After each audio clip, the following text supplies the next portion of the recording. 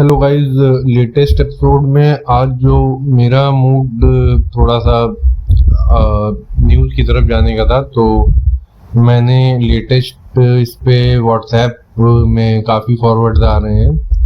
वक्फ board पे मैं पहले एक आर्टिकल डाल चुका हूँ और ये ऑडियो पॉडकास्ट उसी आर्टिकल से बना रहा हूँ। तो बेसिकली वक्फ के विषय में जो जानकारी है वो आपको इसमें मिल जाएगी। और लेट्स टॉक में और भी ऐसे कई मुद्दे जो कि समसामयिक हैं, और क्योंकि मैं अपने पत्रकारिता जीवन और पत्रकारिता धर्म का पालन भी करना कहीं ना कहीं ज़रूरी समझता हूँ, तो ये एक छोटा सा क्योंकि टॉपिक बहुत ही ज़्यादा कहीं ना कहीं ट्रेंडिंग भी है और इसको लेके विरोध भी है और कहीं ना कहीं समर्थन भी है, तो इसके विषय में बात करते हैं। वक्फ बोर्ड जो कि एक महत्वपूर्ण संगठन है जो मुस्लिम समुदाय की संपत्तियों का प्रबंधन और संरक्षण करता है। हाल के वर्षों में भारत सरकार ने वक्फ संपत्तियों के प्रबंधन को और अधिक पारदर्शी और जवाबदेह बनाने के लिए नए कानूनों को लागू किया है, और इसका विरोध भी पूरी तरीके से बहुत तेजी से चल रहा है कहीं ना कहीं भारत देश में। इन कानूनों का उद्देश्य वक्फ संपत्तियों के दुरुपयोग को रोकना और सुनिश्चित करना है कि इन संपत्तियों का उपयोग समाज के लाभ के लिए हो। हालांकि इन कानूनों पर विपक्ष की भी अपनी राय है और वे इनका विरोध कर रहे हैं। आइए आपको इसमें और डिटेल में बताएं कि पहले तो आप ये जान लीजिए कि वक्फ बोर्ड क्या है। वक्फ बोर्ड एक वैधानिक निकाय है जो वक्फ संपत्तियों का प्रबंधन करता है। वक्फ संपत्तियां धार्मिक, शैक्षिक और समाज कल्याणकारी उद्देश्यों के लिए उपयोग की जाती हैं। वक्फ बोर्ड का कार्य इन संपत्तियों का संरक्षण, प्रबंधन और उनके उद्देश्यों का अनुसार उपयोग सुनिश्चित करना है। नए कानून और उनके प्रमुख बिंदु किस तरीके से हैं, इसमें सबसे पहले तो पारदर्शिता और जवाबदेही बढ़ाने की कोशिश करी गई है। नए कानूनों के तहत वक्फ बोर्ड को अपने वित्तीय लेन देन और संपत्ति प्रबंधन में पारदर्शिता बनाए रखने के लिए बाध्य किया गया है, जो कि पहले नहीं था। इसमें नया बदलाव यही आया है। सभी लेन देन और संपत्तियों का डिजिटलीकरण किया जाएगा, जो कि एक मेरे हिसाब से अच्छा ही प्रयास है, और उन्हें सार्वजनिक डोमेन में उपलब्ध कराया जाएगा, जो कि बुरी चीज नहीं है। कहीं ना कहीं इस पे अलग से एक बहस रखी जा सकती है, जो कि दिन भर आप टीवी पे देख ही रहे हैं, तो उसकी शायद ज़रूरत नहीं है। बेसिक जो जानकारी है वो सबको होनी चाहिए, जिस वजह से ये ऑडियो पॉडकास्ट बनाया जा रहा है। वक्फ संपत्तियों की सुरक्षा सुनिश्चित करने के लिए सख्त कानून बनाए गए हैं। अतिक्रमण और अवैध कब्जे पर कठोर कार्रवाई की जाएगी, ऐसा भी इसमें प्रावधान बनाया गया है, जिसके लिए ही शायद कुछ एक तत्व विरोध कर रहे हैं। और वित्तीय प्रबंधन जो है, वक्फ संपत्तियों से होने वाला आय का सही और उचित उपयोग सुनिश्चित करने के लिए वित्तीय प्रबंधन की सख्त व्यवस्था लागू की गई है। आय का उपयोग शिक्षा, स्वास्थ्य और समाज कल्याणकारी कार्यों में किया जाएगा, इसे देखा जाएगा। और संवैधानिक संशोधन भी है ये एक प्रकार का, तो इसमें ये सदस्यों की नियुक्ति, कार्यकाल और जिम्मेदारियों को स्पष्ट किया जा सके, ऐसा भी मतलब इसमें बदलाव लाया गया है। संपत्ति के दुरुपयोग की रोकथाम हो, ये भी एक इसमें जरूरी पॉइंट है, क्योंकि दुरुपयोग और अवैध कब्जा एक बड़ी समस्या है। और आप इसके स्टैट्स इस तरीके से समझ सकते हैं कि कई प्रदेशों में वक्फ के पास इतनी ज़मीनें हैं कि मतलब उसका आप अंदाज़ा लगाएंगे तो आपका थोड़ा शायद एक बार दिमाग चकरा भी जाए। पारदर्शिता और जवाबदेही के अभाव में वक्फ संपत्तियों का सही उपयोग नहीं हो पाता है। नए कानून इन मुद्दों को हल करने में मदद करेंगे।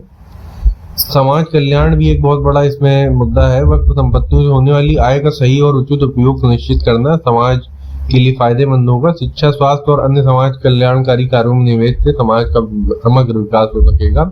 और कहीं न कहीं मुस्लिम धर्म में ये प्रॉब्लम चली आ रही है कि भाजपा हो या कांग्रेस, किसी ने भी नीचे हाशिए पे पड़े हुए तबके को ऊपर लाने की कोशिश नहीं करी है, जो कि एक बहुत चीज है जो कि कहीं ना कहीं सरकारों के परे भी चली जाती है। इसलिए इस पे ध्यान देना बहुत जरूरी है कि समाज का उत्थान हो कहीं ना कहीं।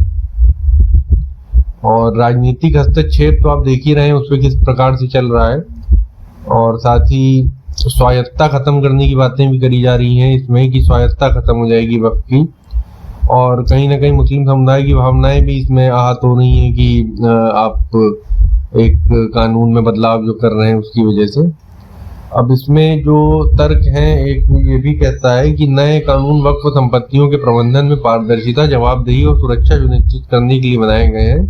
ये कानून वक्फ संपत्तियों के दुरुपयोग को रोकने और समाज कल्याण के उद्देश्यों को प्राप्त करने में मदद करेंगे।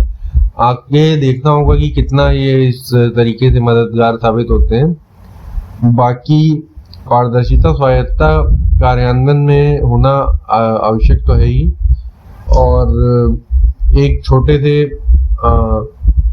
आप इसे व्यंग भी कह सकते हैं या आप कुछ भी कहें, लेकिन ये कहीं से एक व्हाट्सएप फॉरवर्ड में या शायद कहीं सोशल मीडिया पे ही चुटकुला एक चल रहा था कि अगर किसी के घर में सोना या हीरे मोती निकल आए तो वो कानून के हिसाब से सरकार के हो जाते हैं, और अगर किसी के घर में कोई आपत्तिजनक सामग्री मिले तो वो आपकी हो जाती है। तो ये एक प्रकार का चुटकुला व्यंग ही है कि व्यवस्था तो जमाने से चली आ रही है, उन्हें बनाया भी जा रहा है, लेकिन कहीं ना कहीं अंदर खाने में जो खामियां हैं वो नहीं कोई दूर कर पा रहा है। और इस पे कहीं ना कहीं विचार होना चाहिए कि एक ऐसा पॉलिसी बने जिससे कि सुरक्षा सुनिश्चित हो।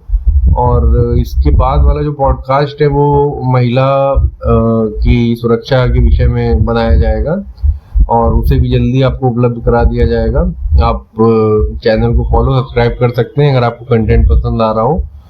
और कहीं ना कहीं ये ऑडियो पॉडकास्ट श्रृंखला इसलिए चलानी पड़ रही है क्योंकि मैं अपने आप को उस तरह से ज़्यादा जुड़ा हुआ महसूस कर पाता हूँ जहाँ पर रेडियो ही एक बेसिक माध्यम था, और उस माध्यम ने कहीं ना कहीं हम सबको काफ़ी शिक्षा भी प्रदान करी, काफ़ी मनोरंजन भी कराया।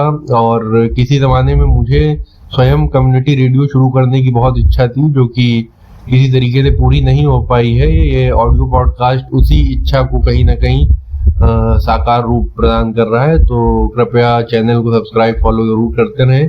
कंटेंट आपको अच्छा से अच्छा देने की कोशिश करी जाएगी और कहीं ना कहीं तथ्यात्मक रखा जाएगा, जिससे कि जो इतनी भीड़ में न्यूज़ चैनल्स की और सोशल मीडिया की, व्हाट्सएप की भीड़ में कहीं मुख्य मुद्दा ना गायब हो जाए। इस कोशिश को हमेशा बनाए रखा जाएगा। तो सुनते रहें, फॉलो करते रहें। जल्दी ही अगले ऑडियो पॉडकास्ट में आपसे मुलाकात होगी। तब तक के लिए आज्ञा चाहता हूँ।